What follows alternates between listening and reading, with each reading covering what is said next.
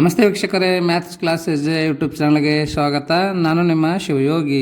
ಪ್ರಿಯ ವೀಕ್ಷಕರೇ, ತುಂಬ ವಿದ್ಯಾರ್ಥಿಗಳು ಕೇಳ್ತಾ ಇದ್ದರು, ಸರ್ ಫಿಸಿಕ್ಸ್ ಮಾಡಲ್ ಕ್ವಶನ್ ಪೇಪರನ್ನು ಅಪ್ಲೋಡ್ ಮಾಡಿ ಮಿಡ್ ಟರ್ಮ್ ಸಲುವಾಗಿ ಅಂತ. ಸೊ ಹಾಗಾಗಿ ಇಂದಿನ ಈ ಒಂದು ವಿಡಿಯೋಲಿ ನಾನು second PUC mid term examination October 2023 ಏನಿದೆ ಅಲ್ವಾ, ಸೊ ಈ ಒಂದು ಮಿಡ್ ಟರ್ಮ್ ಎಕ್ಸಾಮಿಗೆ ಮಾಡಲ್ ಪೇಪರನ್ನು ಹೇಳ್ಕೊಡ್ತಾ ಇದ್ದೀನಿ ಅಂತ ಈ ಒಂದು ವಿಡಿಯೋನ ಕೊನೆ ತನಕ ನೋಡಿ. ಮತ್ತು ನಿಮಗೇನಾದರೂ ಡೌಟ್ ಇದ್ದರೆ ಕಮೆಂಟಲ್ಲಿ ಕಮೆಂಟ್ ಮಾಡಿ ಕೇಳ್ಬೋದು, ಓಕೆನಾ.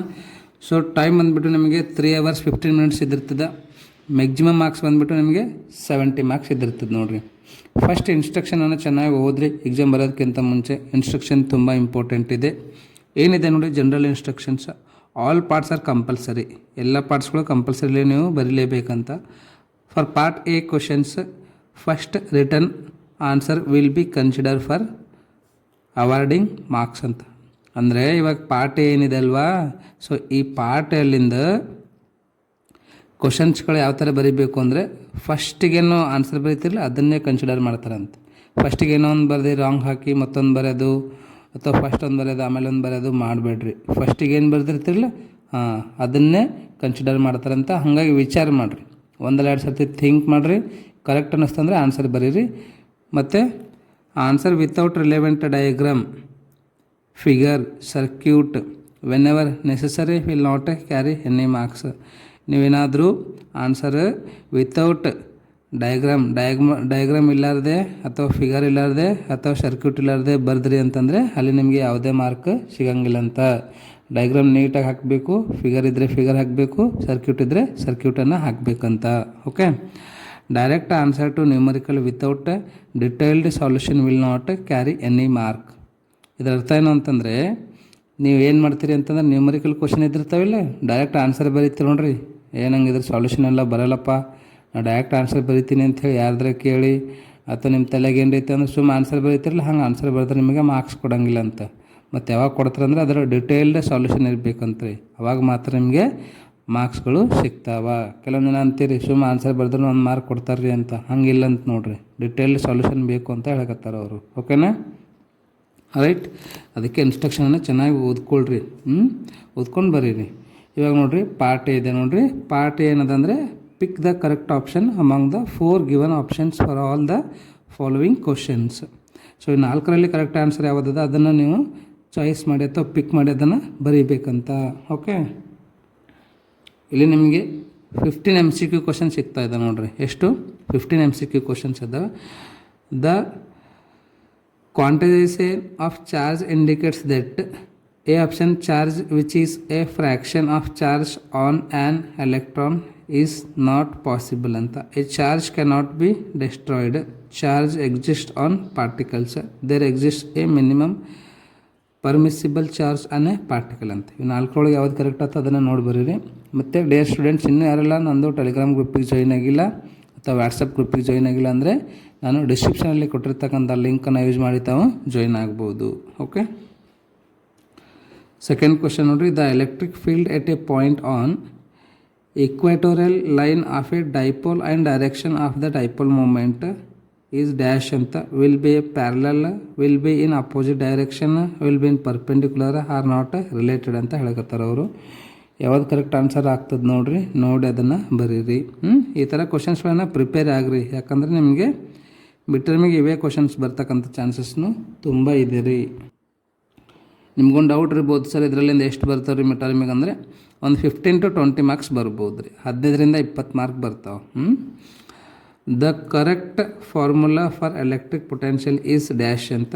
Potential is equals to work done divided by charge. Potential is equals to work done into charge. Potential is equals to charge by work done. Potential is equal to work done minus charge ಅಂತ ನೋಡಿರಿ. Third option comment ಮಾಡಿ ಹೇಳ್ರಿ ನೋಡಮ್ಮ ಯಾವ್ದು correct ಆಗ್ತದೆ. Only third option ಅಷ್ಟೇ ಹೇಳ್ರಿ. Capacitance of a parallel plate capacitor with electric material of dielectric constant K is given by dash ಅಂತ, ಓಕೆ. ಇವು 4 ಆಪ್ಷನ್ ಇದೆ ರೀ, ಯಾವ್ದು ಕರೆಕ್ಟ್ ಅದ ನೋಡಿರಿ. Drift velocity per unit electric field is called dash ಅಂತ. ರಿಲ್ಯಾಕ್ಸೇಷನ್ ಟೈಮ್ ಅಂತಾರೋ, conductivity ಅಂತಾರೋ, ಕರೆಂಟ್ ಡೆನ್ಸಿಟಿ ಅಂತಾರ ಅಥವಾ ಮೊಬಿಲಿಟಿ ಅಂತಾರೆ, ಯಾವುದಂತಾರೆ ನೋಡಿರಿ. Next 6th question. A coil has resistance of 4 ohm at 0 Celsius and 5 ohm at 100 degree Celsius. The temperature coefficient of resistance of the material is dash ಅಂತ 0.025, 0.0025, 0.25, it is 2.5. When a charged particles enters perpendicular to the external uniform magnetic field, it follows linear path, helical path, circular path, elliptical path ಅಂತ.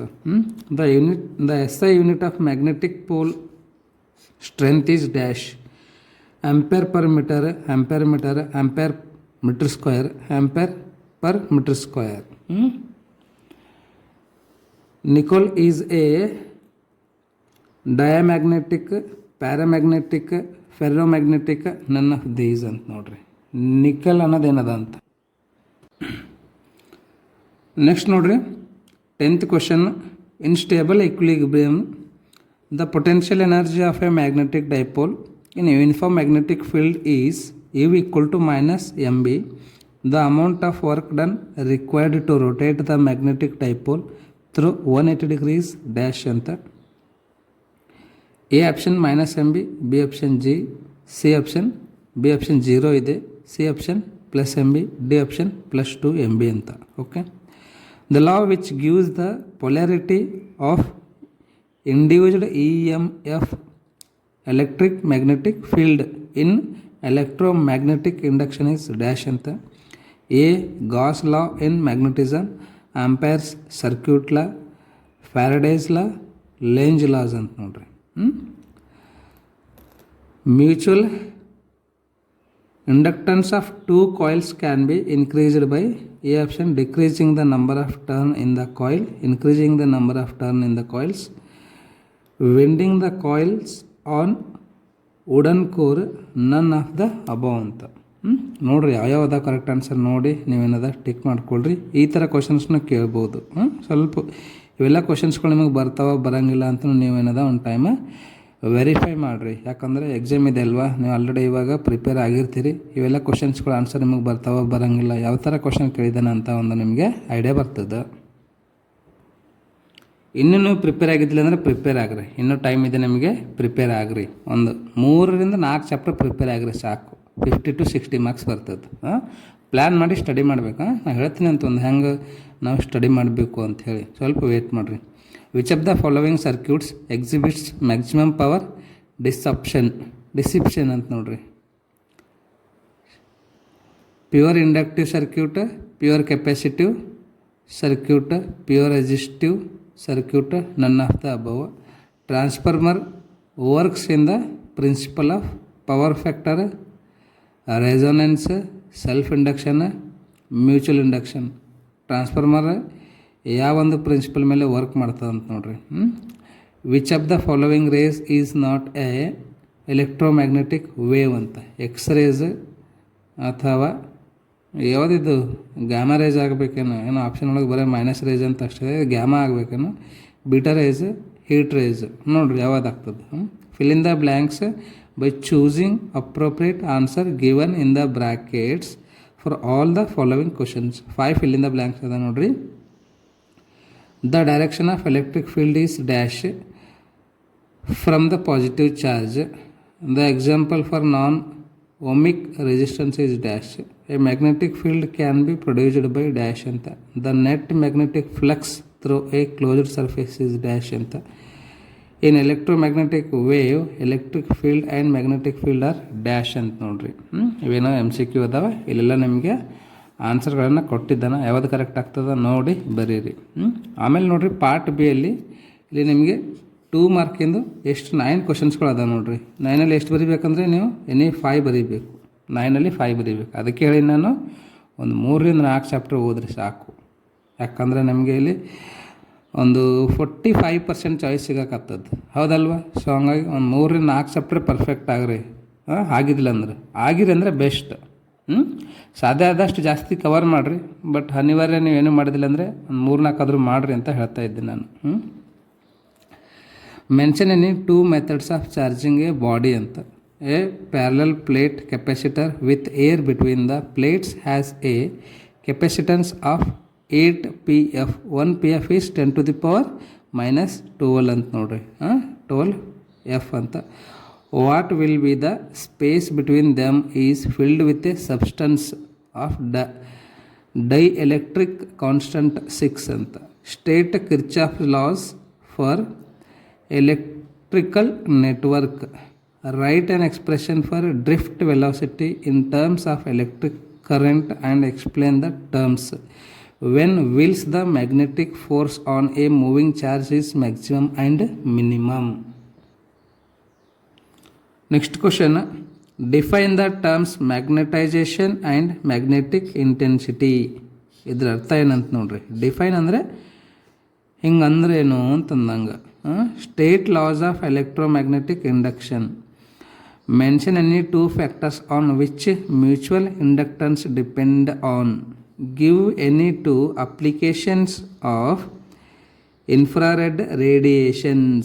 Infrared radiations ಇದೆ ಅಲ್ವಾ, so ಅದಕ್ಕೆ ಒಂದೆರಡು to applications ಅಂದರೆ ಅದರದ್ದು ಏನೇನು uses ಅದಾವ, ಉಪಯೋಗ ಅದಾವ ಅಂತ ಕೊಡಬೇಕಂತ. ನೆಕ್ಸ್ಟ್ ನೋಡಿದ್ದು 3 ಮಾರ್ಕಿಂದಿದೆ ರೀ. 3 ಮಾರ್ಕಿಂದ ಎಷ್ಟು ಕ್ವಶನ್ಸ್ಗಳದಾವ ಅಂತಂದರೆ ಇಲ್ಲಿ ನಿಮಗೆ 9 ಕ್ವಶನ್ಸ್ ಅದಾವೆ. ಎಷ್ಟು ಬರಿಬೇಕು ಅಂದರೆ 5 ಬರಿಬೇಕು. ಒಂದು 3-4 ಚಾಪ್ಟರ್ ಪರ್ಫೆಕ್ಟ್ ಆಗ್ರಿ ಸಾಕು. 70, 50 to 60 ಮಾರ್ಕ್ಸ್ ಕನಿಷ್ಠ ಬರ್ತದೆ. 3-4 ಚಾಪ್ಟರ್ದಾಗಿಂದ ಏನು ಕೇಳಿದ್ರೂ ಬರಿತೀನಪ್ಪ ಅನ್ನಪ್ಲೇ ಆಗಬೇಕು ಅಷ್ಟೇ. State and explain Coulomb's law in electrostatistics. Establish the relation between the electric field and electric potential. State and explain Ohm's law. Derive an expression for drift velocity of a free electron in a conductor. State and explain Biot-Savart's law. Explain how to convert galvanometer into voltmeter. Oh my god, hang convert ಮಾಡ್ತೀರಿ?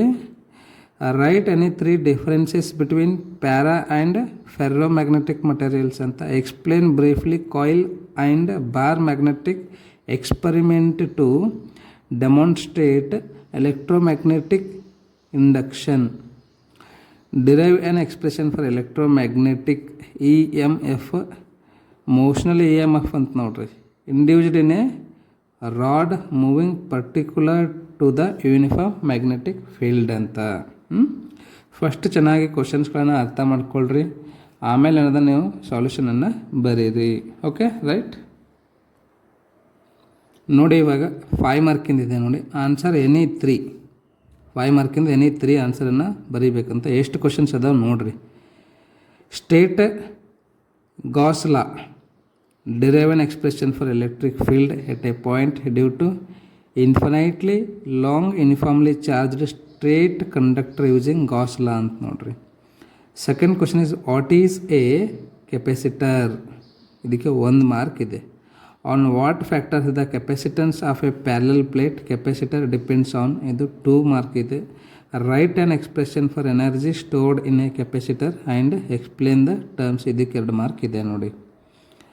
ಇನ್ನೊಂದು question ನೋಡಿ. Define electric potential due to a point charge and arrive an expression for electric potential at a point due to a charge ಅಂತ. Right. ಇದೊಂದು 5 ಮಾರ್ಕಿನ question ಇದೆ. Next ನೋಡಿ 42 question. Derive on expression for equivalent EMF. Equivalent EMF and equivalent internal resistance of 2 cells in series ಅಂತ ನೋಡ್ರಿ. ಇದರದ್ದು ಒಂದು ಎಕ್ಸ್ಪ್ರೆಷನನ್ನು ನೀವು ಡಿರೈವ್ ಮಾಡಬೇಕಂತ. ಮತ್ತು ಇನ್ನೊಂದಿದೆ ನೋಡ್ರಿ. Derive an expression for force between 2 infinitely long current carrying wires and hence define 1 ampere ಅಂತ. What is impedance. Obtain an expression for the impedance of the series LCR circuit using phasor diagram. ಇಲ್ಲಿ phasor ಡಯಾಗ್ರಾಮನ್ನು use ಮಾಡಿ ಏನು ನೋಡಬೇಕಂದ್ರೆ ಎಕ್ಸ್ಪ್ರೆಷನನ್ನು ಕಂಡುಹಿಡಬೇಕಂತ. ಓಕೆ. Next ನೋಡಿ ಎನಿ 2 ಅಂತ ಹೇಳ್ತಾ ಇದ್ದಾನೆ. ಇಲ್ಲಿ ನಿಮಗೆ ಒಂದು 4 ಕ್ವಶನ್ಸ್ ಕೊಟ್ಟಿದ್ದಾನೆ ನೋಡ್ರಿ. ಎಷ್ಟು ಕ್ವಶನ್ಸ್ ಕೊಟ್ಟಿದ್ದಾನೆ? 1, 2, 3, 4. 50% ನಿಮಗೆ ಚಾಯ್ಸ್ ಇದೆ. ಇವು ನ್ಯೂಮರಿಕಲ್ಸ್ ಕ್ವಶನ್ಸ್ ಇದ್ದಾವೆ. ಎನಿ 2 ಬರೀಬೇಕಂತ 4ಅಲ್ಲಿ. Okay. 2 point charges 4 μ c and -4 μ c. are located 30 centimeter apart in air. What is the electric field at the midpoint of the line joining the two charges?